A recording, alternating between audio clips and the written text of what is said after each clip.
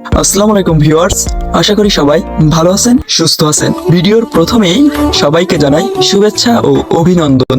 আমরা ধারাবাহিকভাবে সুন্দরবন থেকে প্রাপ্ত 20 প্রকার চিংড়ির পরিচিতি সম্পর্কে জানার চেষ্টা করছি।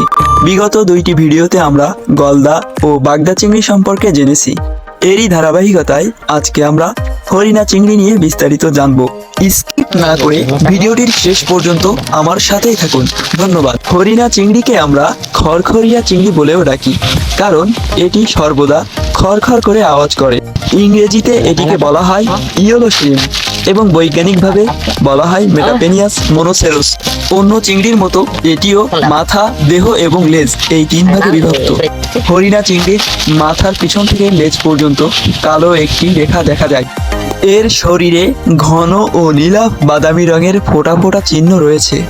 এর মাথার 2 পাশে 2টি চোখ, একটি খাঁজ কাটা যুক্ত সূচালো সুর বা হনু, 2 থেকে 4টি চুল বা দাড়ি বা অ্যান্টেনা, 10 থেকে 12টি মাঝারি সাইজের হাঁটার উপযোগী পা থাকে।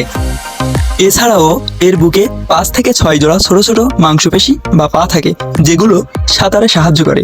এর কেরানিগুলি হালকা লাল এবং ফ্লাজিলা উজ্জ্বল লাল রঙের। এর লেজের ঠিক মাঝখান বরাবর একটি সূচালো অংশ থাকে, যেটি সাহায্যে সব চিংড়ি চাটি মারে বা হুল ফুটিয়ে দেয়। হরিণা চিংড়ি আমাদের উপকূলীয় প্রতিটা ঘের, ভেড়ি, পুকুর এবং খালগুলিতে প্রচুর পরিমাণে চাষ করা হয়। এছাড়াও সুন্দরবন এবং লোনাপানি নদীতে প্রচুর পরিমাণে পাওয়া যায়। এই চিংড়ি পানির লবণাক্ততার হ্রাস বৃদ্ধি সহ্য করতে পারে। এছাড়া এর মৃত্যু হার খুবই কম।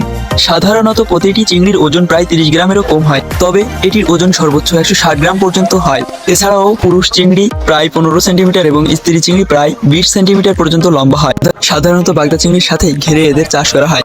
এছাড়াও 2 সিজনে বাগদা চাষের পর পরিত্যক্ত ঘের বা জমিতে লোনা পানি ঢুকিয়ে এবং খাবার হিসেবে কিছু খোল এবং ভুসি প্রদান করলেও হরিণা চিংড়ি আপনা আপনি ব্যাপক হারে জন্মায়। সাধারণত হরিণা চিংড়ি 40 থেকে 45 দিনের মধ্যেই বিক্রির উপযোগী হয়ে যায়। এর বাজার মূল্য প্রায় 450 থেকে 600 টাকা পর্যন্ত হয়, তাই এটি চাষ করা অত্যন্ত লাভজনক। চিত্রে হরিণা চিংড়ির কিছু গুরুত্বপূর্ণ বৈজ্ঞানিক তথ্যাবলী দেখানো হলো। আজকে এ পর্যন্তই। ভিডিওটি শেষ পর্যন্ত দেখার জন্য সকলকে আবারও জানাই শুভেচ্ছা ও অভিনন্দন। সকলের সুস্বাস্থ্য এবং দীর্ঘায়ু কামনা করে বিদায় নিচ্ছি। আল্লাহ হাফেজ।